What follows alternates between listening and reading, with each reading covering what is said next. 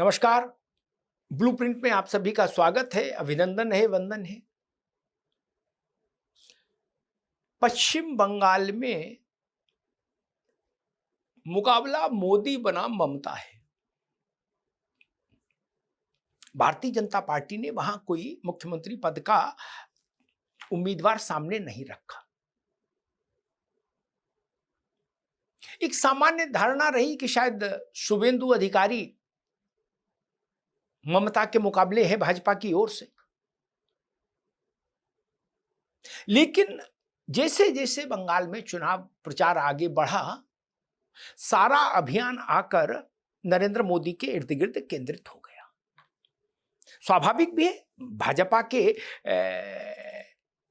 सबसे बड़े करिश्माई नेता नरेंद्र मोदी ही हैं और एक तरह से वो देश के भी सबसे बड़े करिश्माई नेता हैं, इसमें भी कोई शक नहीं, कोई संदेह नहीं। अपने समकालीन राजनेताओं में मोदी से बड़ा कद अभी किसी का नहीं, किसी पार्टी के किसी नेता का नहीं। ये सच है, दुरुस्त बात है। इसके बंगाल में भाजपा की इस रणनीति के अपने फायदे हैं और अपने नुकसान भी हैं। फायदा ये कि मोदी का बड़ा चेहरा है,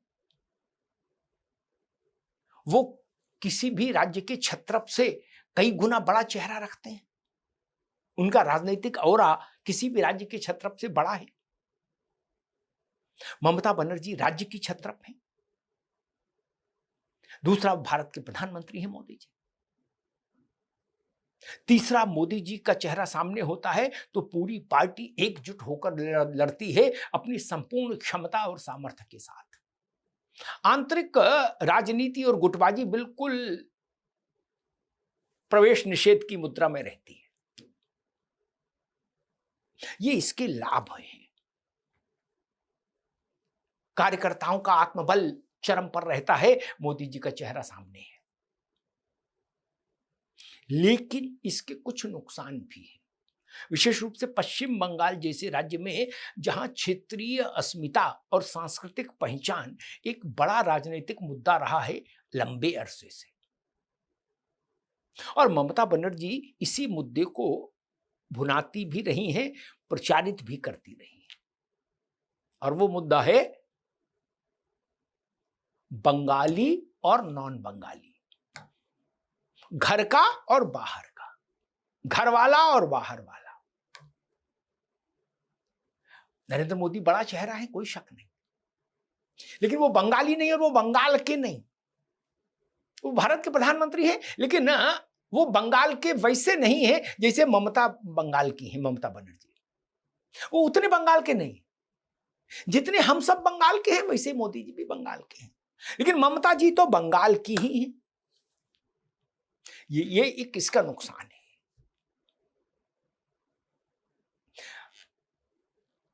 नरेंद्र मोदी इस बात को औरों से बेहतर समझते हैं, क्योंकि उन्होंने 15 वर्ष जब गुजरात में शासन किया और एक लोकप्रिय मुख्यमंत्री के रूप में शासन किया, तो उनका मूल मंत्र ही ये रहता था, गर्वित गुजरात।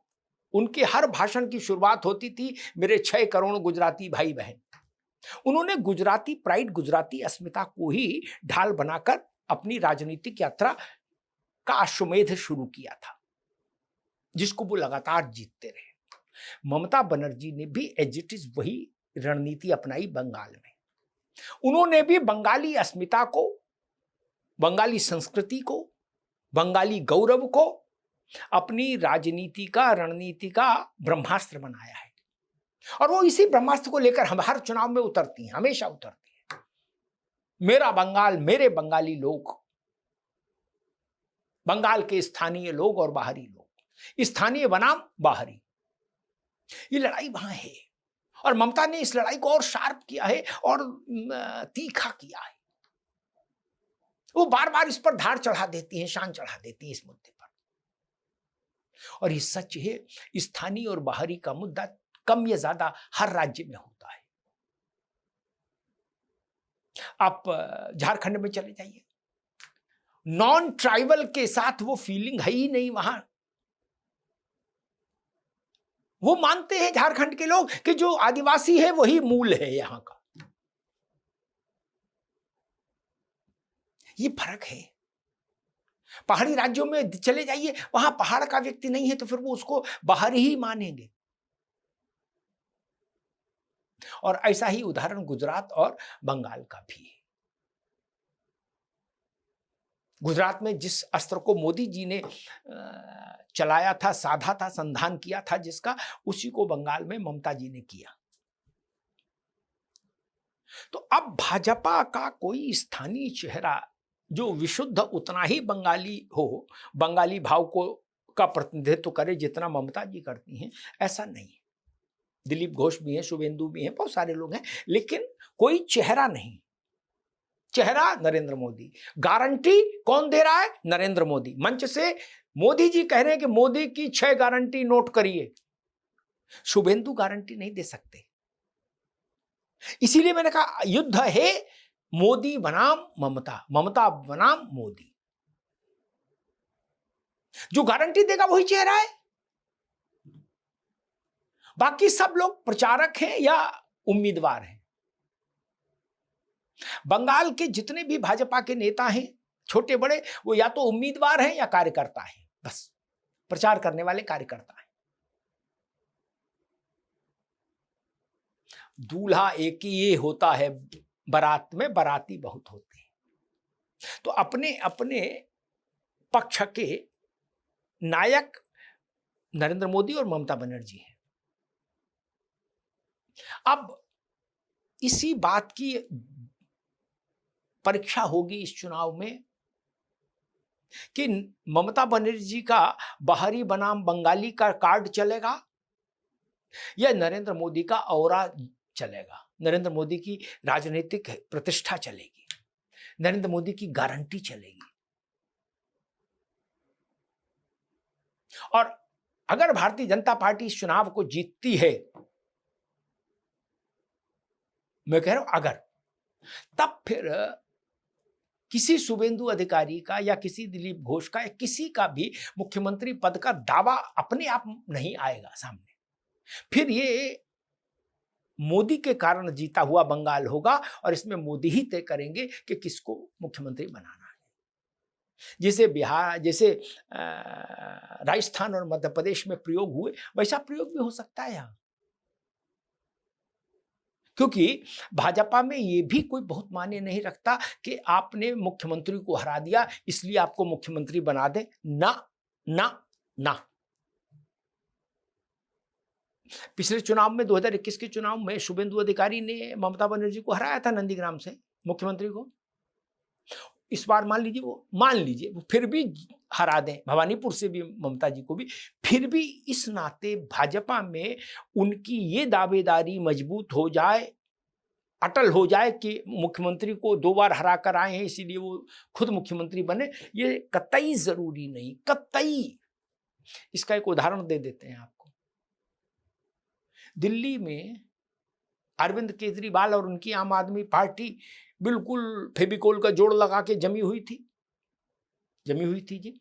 हाँ, उस अरविंद केजरीवाल, क्योंकि आम आदमी पार्टी का भी मतलब वैसा ही था कि 100 में 90 अरविंद केजरीवाल, 10 में सारी पार्टी।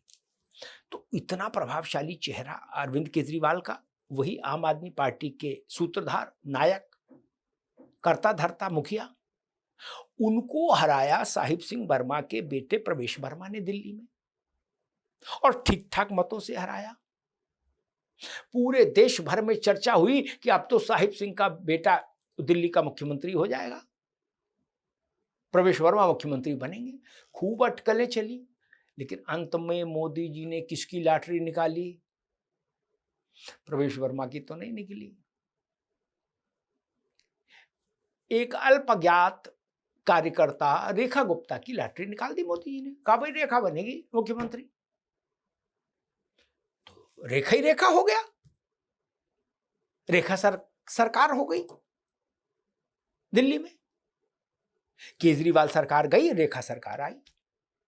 ये मैंने इसलिए बताया कि हो सकता है कि शुभेंदु अधिकारी के चाहने वालों के दिमाग में ये बात हो कि भाई अब तो हमारा दावा बनता है। ना ना ना, भाजपा में ऐसा कोई दावा नहीं बनता किसी का। जीत नरेंद्र मोदी के चेहरे पर है, भाजपा ऐसा मानती है, तो फैसले लेने का अधिकार और हक सारा नरेंद्र मोदी का ही है। जिसके चेहरे पर जनता वोट कर रही है, जिसके नाम पर जनता भरोसा कर रही है, उसी को फैसले लेने का अधिकार हासिल होगा। भाजपा की नई व्यवस्था ये है, नई आचार संहिता भाजपा की ये है, और ये बात सच है। राजस्थान और मध्य प्रदेश भी इसके उदाहरण है। पार्टी ने माना कि मोदी के चेहरे पर जीत हुई है, तो फिर मोहन यादव ही मुख्यमंत्री बना दिए गए शिवराज सिंह को हटाकर, और राजस्थान में वसुंधरा राजे की उम्मीदवारी को नकार कर भजनलाल शर्मा जी बना दिए गए। वो वसुंधरा जैसे हैं कि नहीं है छोड़िए, लेकिन मुख्यमंत्री तो हैं। मोहन यादव जी शिवराज जैसे हैं कि नहीं है छोड़िए, मुख्यमंत्री तो हैं। हंस रहे हैं, मुस्कुरा रहे हैं, पद पर हैं। ये भी एक बड़ी चीज है, मेरिट डिमेरिट का मसला ही नहीं। फिर पर्ची पर नाम पार्टी का सबसे ताकतवर नेता ही लिखेगा, जिसका नाम है नरेंद्र मोदी। पश्चिम बंगाल में शायद ममता बनर्जी इस बात को बहुत पहले भांप गई थी कि यहां उनके मुकाबले भाजपा कोई चेहरा नहीं देगी, इसीलिए उन्होंने अपने सारे अभियान का फोकस भाजपा के केंद्रीय स्वरूप पर रखा, मोदी पर रखा, मोदी की सरकार पर रखा। उन्होंने स्टेट लीडरशिप जो है बीजेपी की, उसको अपने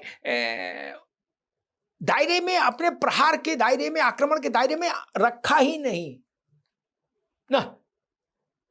आप देखिए, ममता बनर्जी भाजपा के बंगाल के राज्य स्तरीय नेताओं के नाम नहीं ले रही कहीं।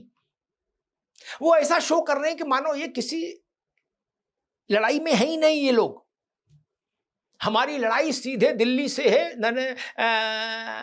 नरेंद्र मोदी से है, अमित शाह से है, उससे नीचे, बाकी उससे नीचे किसी से नहीं। ये ममता बनर्जी की स्ट्रेटजी है। वो किसी को इतना महत्व नहीं देना चाहती। वो चाहती है कि लड़ाई मोदी वर्सेस ममता रहे, और भाजपा भी यही कर रही है, मोदी वर्सेस ममता। यानी इस मामले में दोनों एक ही पायदान पर खड़े हैं। भाजपा भी चाहती थी कि लड़ाई मोदी वर्सेस ममता हो, और ममता भी चाहती थी लड़ाई ममता वर्सेस मोदी हो। तो जीत और हार इन्हीं दो चेहरों पर निर्भर करेगी, मोदी और ममता। धन्यवाद।